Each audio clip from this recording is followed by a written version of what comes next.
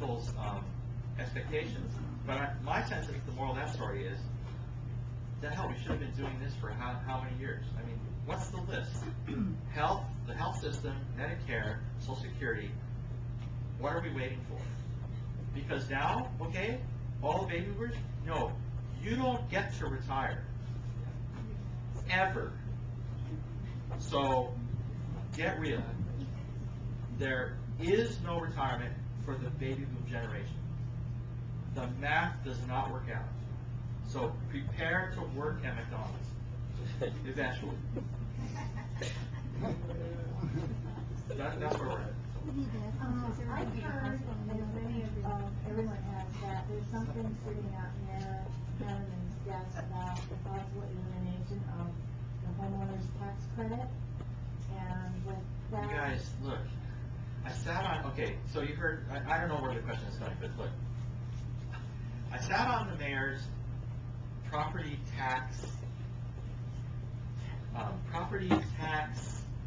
task force. I almost had trouble saying that. Say that really fast 4 times. Property tax. And I did one. Okay, so right here, he says we need to have a property task, whatever.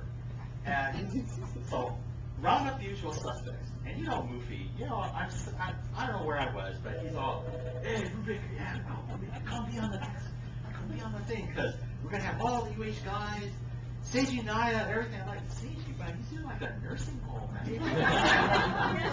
Come on, guys, you gotta come.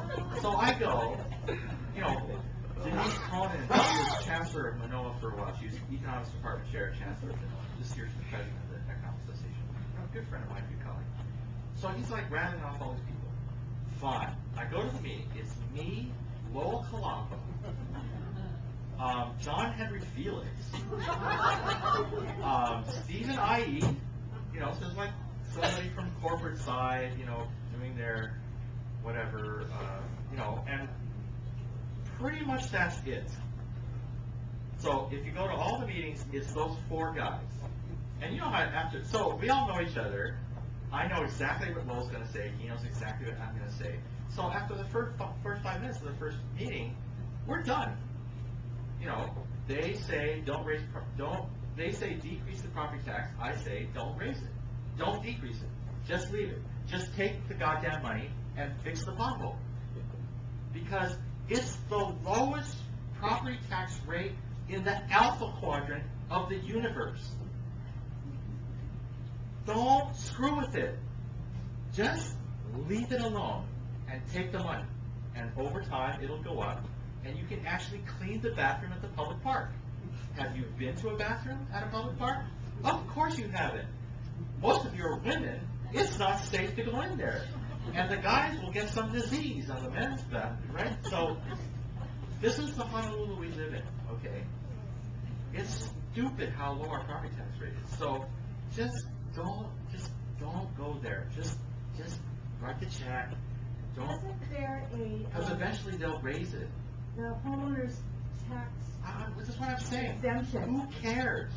It's so cheap in Hawaii that now you're asking like, oh, you know, one ATM visit is what we're not talking about. We're talking about one ATM withdrawal. At the end of the day, I don't know what your question is, but if you're talking about how much the exemption is worth on your final property tax bill, I'm pretty sure we're in the neighborhood of the upper limit, right, the $200 limit on your ATM withdrawal. So just leave it alone.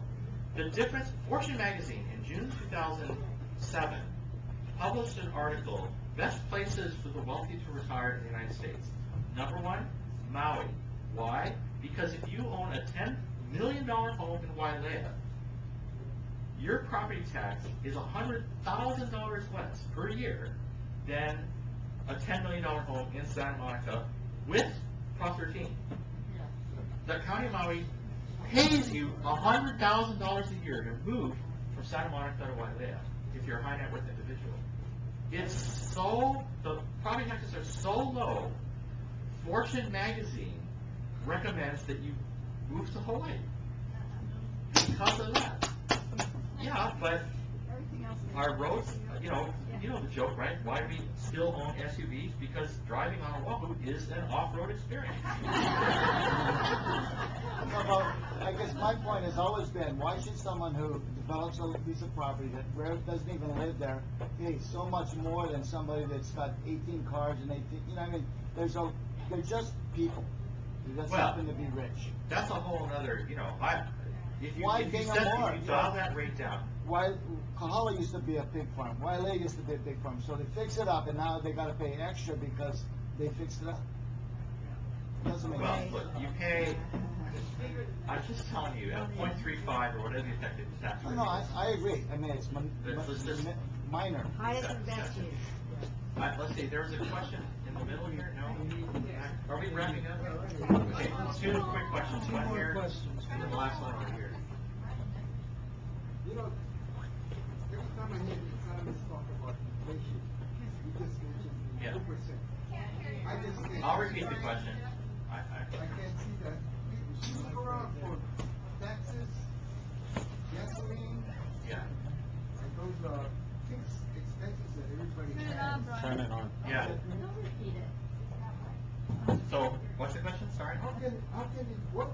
Can you give me a brief lesson on what's involved in your Okay. inflation, 2%?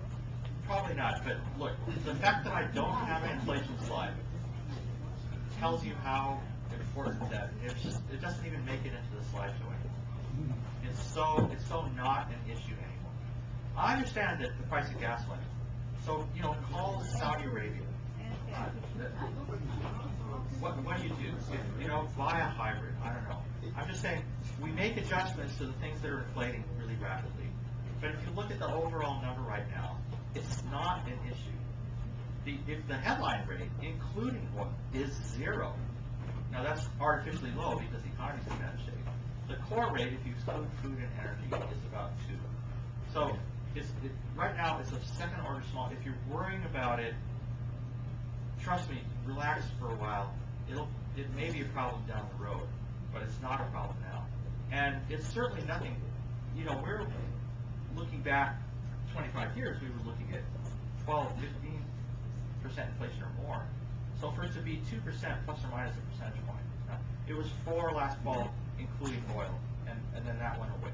Now it's come back a little, but I'm pretty sure the number's 2.